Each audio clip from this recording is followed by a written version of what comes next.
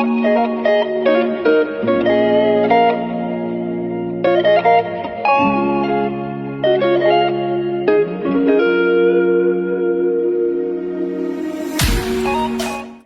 tamu undangan yang hadir hari ini, terima kasih atas waktunya. Dan sebelum kita masuki ke acara inti kami, bagi undangan yang belum melakukan registrasi, silakan dapat melakukan registrasi di meja bagian depan, dan silakan mengisi kuesioner berupa pretest yang ada di meja registrasi.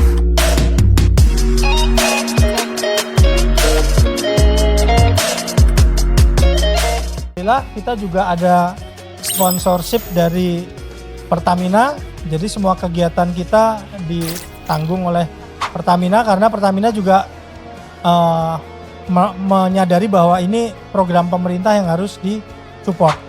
Begitu kurang lebih, karena para narasumber dan moderator pasti jadwalnya padat, silakan dimulai.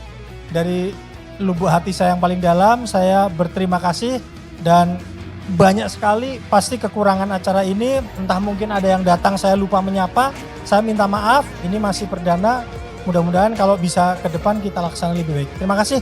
Wassalamualaikum warahmatullahi wabarakatuh. Thank you semuanya yang udah berkenan untuk hadir di sini. Kita di sini mau ngobrolin judulnya berat banget ya. Foodie Generation Exploring Sustainable Food, tapi intinya sebenarnya gini. Pada dasarnya kita semua butuh makan, intinya itu sebenarnya. Inti dasarnya dari semua diskusi ini adalah semua peradaban mau semaju apapun, mau ngomongin 4.0, 5.0, AI segala macam, pertama-tama manusianya butuh bahan bakar yang bernama makanan. Nah, sayangnya hari ini tuh kita sebenarnya dihadapkan pada ancaman krisis dari ketersediaan pangan ini. Karena banyak faktor, nah itu yang bakal kita coba bahas di sini. Salah satunya mungkin yang udah cukup populer isunya adalah krisis iklim itu sendiri.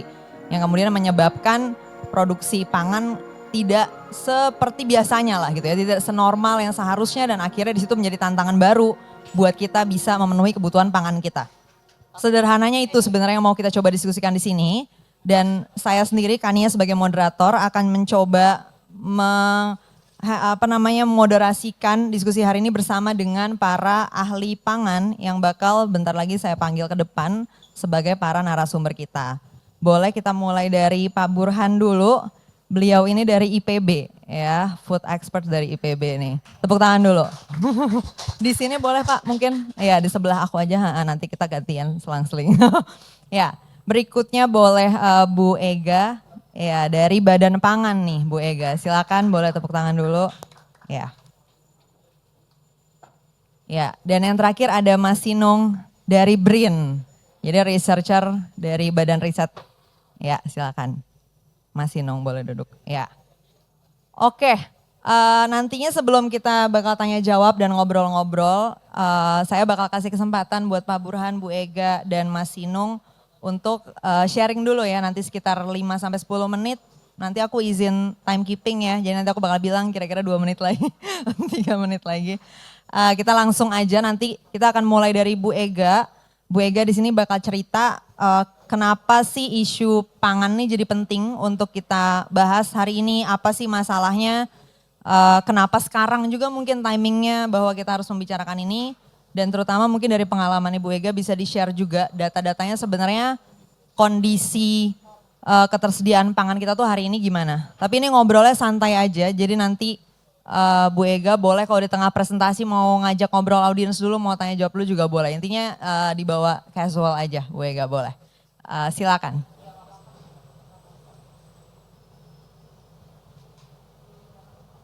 Udah nyala ya mic-nya. Yes. Tes. Aman. Baik, terima kasih Mbak Kania. Sama-sama. Ibu Bapak sekalian, Assalamualaikum warahmatullahi wabarakatuh. Yang sama-sama kita hormati Pak Burhan, dosen sekaligus kemarin pengajar kita juga di Diklat. Ada Pak Sinung dari BRIN, dan tentunya yang menjadi inisiator acara ini Pak Eko Susanda. Terima kasih atas kesempatannya. Mungkin sebelum kita masuk diskusi boleh ditayangkan slide-nya Mas. Ya, slide-nya boleh ditembak dulu nih ke layar. Nanti jadi sebenarnya kalau kita lihat yang di bawah sebenarnya bicara pangan itu bicara ketersediaan, bahwa tersedia dalam jumlah yang cukup, terjangkau dari sisi akses dan harga. Yang ketiga dari sisi pemanfaatan, bahwa yang dikonsumsi itu harus bisa dimanfaatkan untuk hidup sehat, aktif, produktif. Sebenarnya intinya 3 itu. Sebenarnya isu ketersediaan sampai saat ini pun kita sebenarnya masih ada masalah dengan ketersediaan. Sebenarnya kita Indonesia dengan negara yang demikian luasnya, ternyata dari sisi produksi, mungkin nanti Pak Sinong dari sisi teknologi kita masih kurang. Buktinya nanti Bapak Ibu bisa lihat di website Badan Pangan Nasional, dari neraca kita, sebagian kebutuhan pangan pokok kita masih diisi dari impor. Nah, mungkin itu salah satu masalah. Nah, terkait dengan harga, ada upaya yang kita lakukan, stabilisasi pasokan dan harga pangan. Ada gerakan pangan murah, kemudian ada fasilitasi distribusi dari daerah surplus ke daerah defisit, tapi ternyata itu masih belum bisa menyelesaikan. Nah, salah satu masalah lagi adalah soal food safety atau keamanan pangan yang kadang-kadang terlupakan juga. Bahwa bahkan di WHO dikatakan tidak ada ketahanan pangan tanpa keamanan pangan. Kenapa? Karena pangan yang kita konsumsi itu untuk hidup sehat, untuk produk juga bisa berdaya saing, dan untuk tumbuh kembang. Kenapa itu jadi penting? Kita lihat lagi. Nah, bicara pangan, keamanan pangan banyak hal sebenarnya. Ada cemaran di dalam pangan, ada racun toksin di dalam pangan. Hilang slide-nya, nggak apa-apa. Kemudian ada mutu, dan kemudian juga ada residu. Mungkin Bapak Ibu pernah dengar residu pestisida di dalam pangan.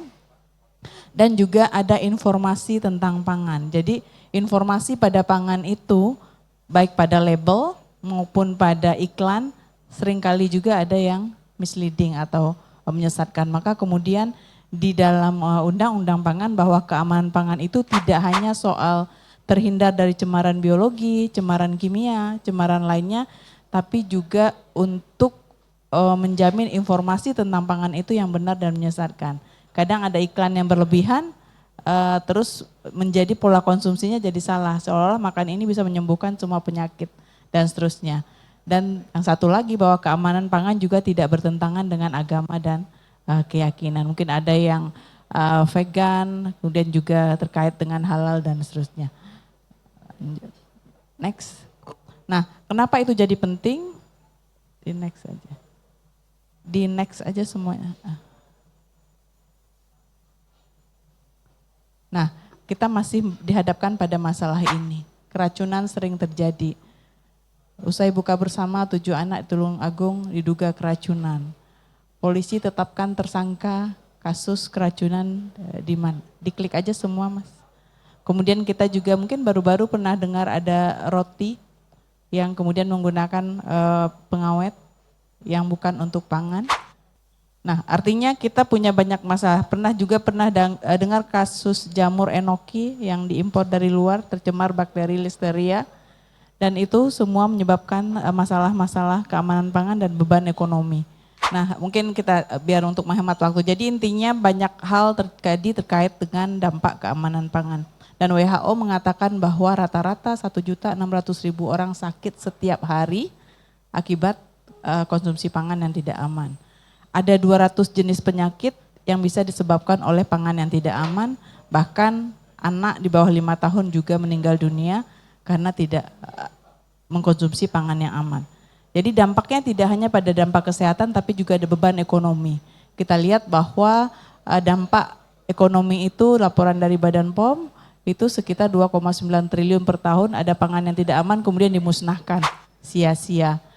Laporan dari Amerika juga miliaran rupiah untuk pengobatan termasuk di negara. Untuk apa saja itu? Biaya investigasi karena keracunan, biaya medis, kehilangan produktivitas, dan juga kehilangan perdagangan termasuk nanti karena produk kita ekspor kadang-kadang ditolak juga karena tidak aman, itu menurunkan citra negara. Jadi keamanan pangan menjadi penting di sini. Lanjut. Nah, sementara tantangan pengawasan kita itu luasnya wilayah, kemudian negara kita negara kepulauan, border atau entry point-nya banyak, pintu masuknya banyak. Kemudian juga kita punya retail modern, retail tradisional yang sangat banyak yang itu membutuhkan pengawasan. Nah, pengawasan tentu dilakukan tidak hanya oleh kementerian lembaga, tapi tentunya teman-teman Polri di sini juga. Nah, kasus-kasus ini menjadi tantangan dalam melakukan pengawasan. Lanjut. Nah, ini kita sebenarnya sudah diatur di dalam undang-undang bahwa pangan itu saking pentingnya diatur dalam undang-undang.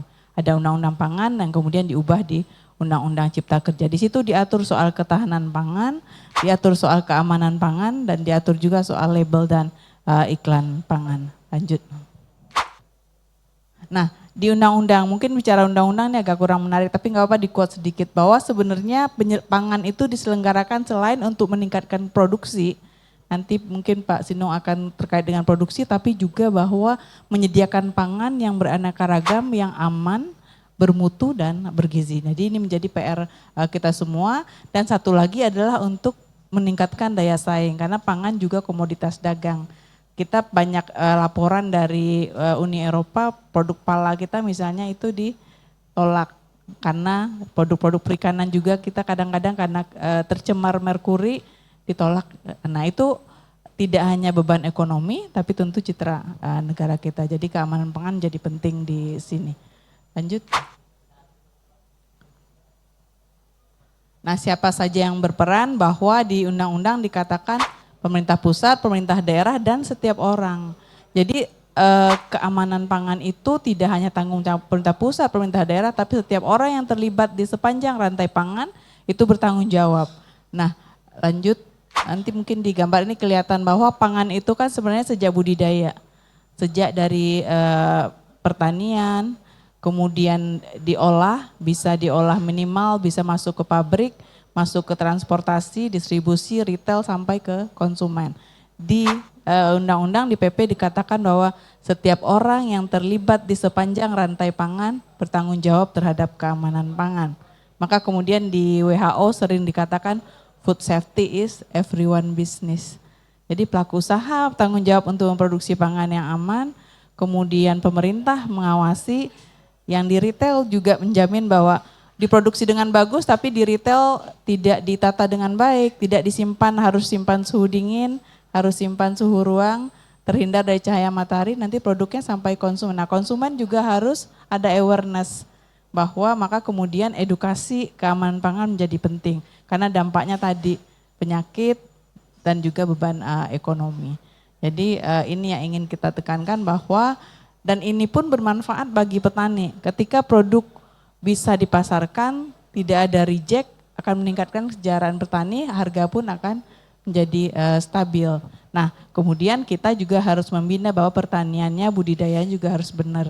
Kadang-kadang residu pestisida yang di pangan yang udah setelah dipanen, akibat mungkin cara penyemprotan pestisida yang enggak pas, maka good agriculture practices itu harus diterapkan. Lanjut. Mungkin itu, dan karena keamanan pangan juga diatur di undang-undang, ini juga masuk ke ranah hukum kalau ada pelanggaran. Apa saja pelanggarannya? Tidak memenuhi persyaratan sanitasi, tercemar, sudah kadaluarsa, membuka kemasan akhir, kemudian mengganti tanggal kadaluarsa. Kan itu juga ada beberapa temuan mengiklankan dengan tidak benar, ada sejumlah dugaan pelanggaran. Kalau kemudian, jadi sebenarnya kita mengawal keamanan pangan selain pengawasan, tapi edukasi juga menjadi penting. Karena tantangan pengawasan tadi, seberapa tenaga pengawas kita ataupun penyidik kita yang bisa mampu mengawasi di setiap saat, di setiap waktu. Tapi kalau kemudian masyarakat juga aware dengan keamanan pangan, bahwa dia juga harus selektif memilih pangan, maka itu bisa diselesaikan bersama-sama. Lanjut, mungkin ini terakhir, bahwa karena ini kita dengan teman-teman aparat, saya singgung sedikit bahwa sebenarnya masalah pangan di dalam undang-undang juga dikatakan jika ada bukti yang menunjukkan bahwa telah terjadi tindak pidana, maka kemudian dilakukan penyidikan oleh penyidik yang berwenang. Bisa tentunya teman-teman aparat, juga bisa PPNS, seperti itu. Tapi kemudian di Undang-Undang Cipta Kerja dikatakan bahwa untuk pidana jika dampaknya itu berisiko tinggi terhadap keselamatan, kesehatan, tapi kalau risikonya rendah, pembinaan yang dikedepankan. Kadang-kadang banyak hal penggunaan bahan dilarang oleh pelaku usaha, kadang-kadang tidak ada unsur sengaja, tapi karena ketidaktahuan. Maka saya sepakat dengan Pak Eko, sebenarnya membangun kesadaran itu lebih utama. Kadang-kadang mereka nggak tahu, oh nggak apa-apa pakai ini, pengawet ini, pakai pewarna sintetik untuk pangan, tapi karena ketidaktahuan. Jadi kemudian sebenarnya kalau udah di bawah ini udah pidana sebenarnya menggunakan bahan berbahaya yang dilarang. Tapi kemudian di Undang-Undang Cipta Kerja dikatakan perlu dilihat apakah itu beresiko tinggi, perlu pembinaan, sanksi administratif dulu atau memang harus dibawa ke ranah pidana. Mungkin itu sedikit pengantar dari saya. Terima kasih. Assalamualaikum warahmatullahi wabarakatuh. Oke. Jadi ternyata bukan cuma soal ketersediaan pangannya aja yang menjadi masalah, tapi kalau udah tersedia tapi nggak aman, juga orang bukan jadi terpenuhi kebutuhan makanannya, tapi justru jadi penyakit, bahkan kematian. Nambahin sedikit, dan ada jargon bahwa if it is not safe, it is not food. Jadi kalau tidak aman itu bukan pangan. Itu sebenarnya nggak bisa dihitung sebagai ada produksi jutaan pangan, ton pun, tapi kalau dia tidak aman itu bukan pangan. Bukan cuman nggak bisa dikonsumsi oleh kita sendiri, tapi juga ketika dia jadi komoditas dagang, tadi juga sebagai komoditas ditolak juga ya oleh misalnya tadi pasar luar negeri gitu.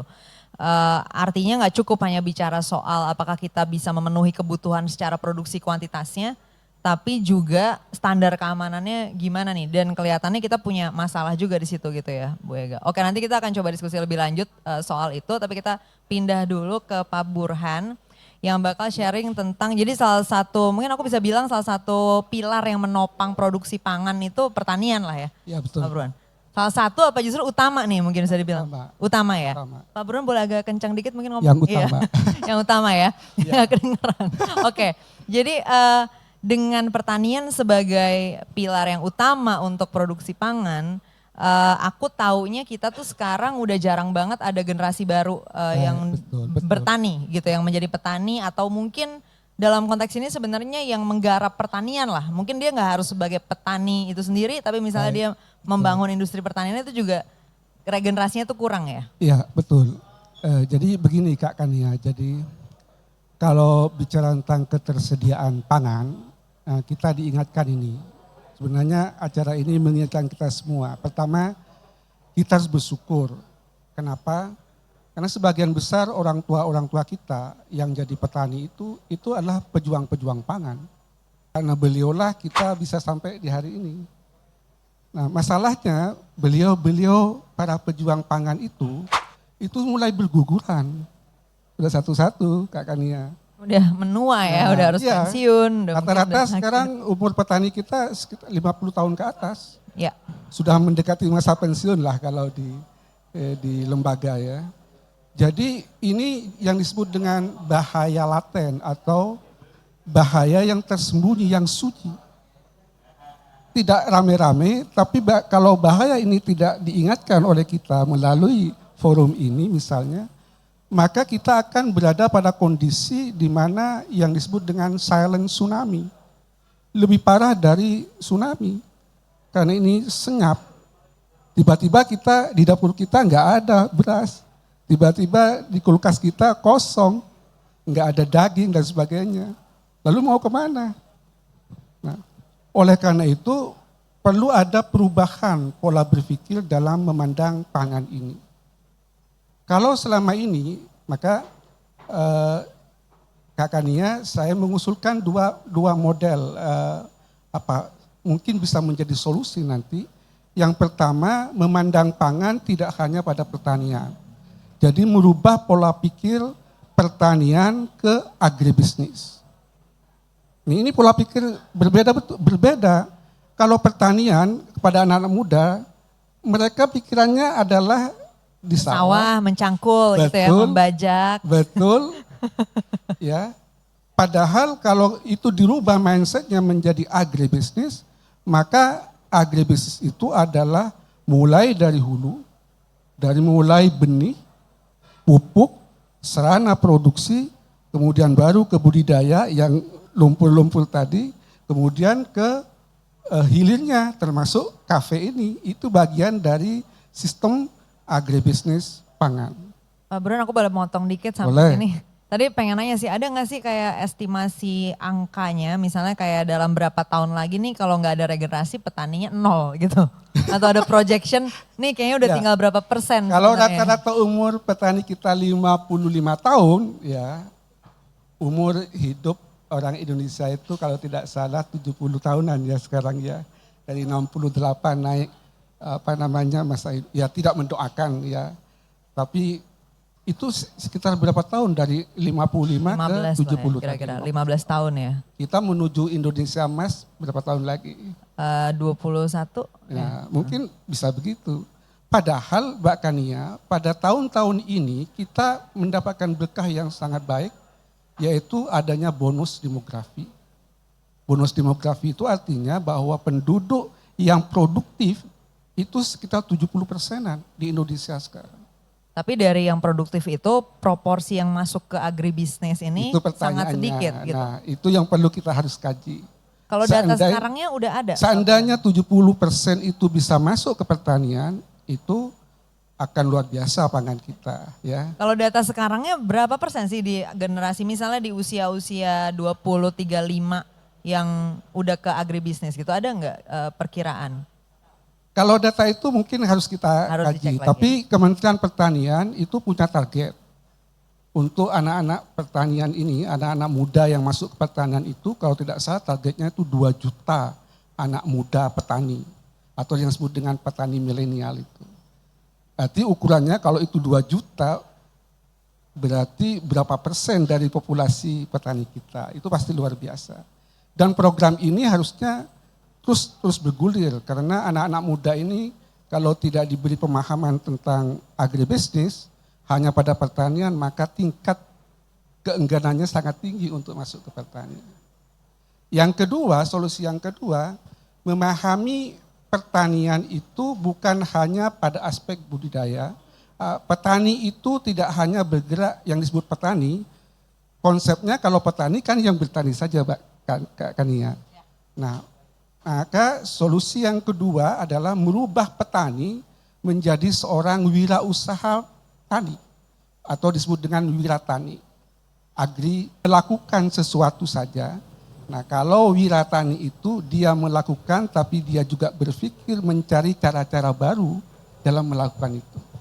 Kalau dia mencangkul, dia berpikir bagaimana cara baru mencangkul tidak menggunakan cangkul. Dan itu nanti mungkin Mas Sino, yang akan banyak bicara tentang teknologi, Ya. digitalisasi di bidang pertanian itu luar biasa. Pak Burhan akan ada yang mau dipresentasiin atau enggak nih? Tidak, Oh, ini enggak, saja oke. dulu. Nanti Oke. presentasinya mengikuti saja. Nanti mengikuti aja.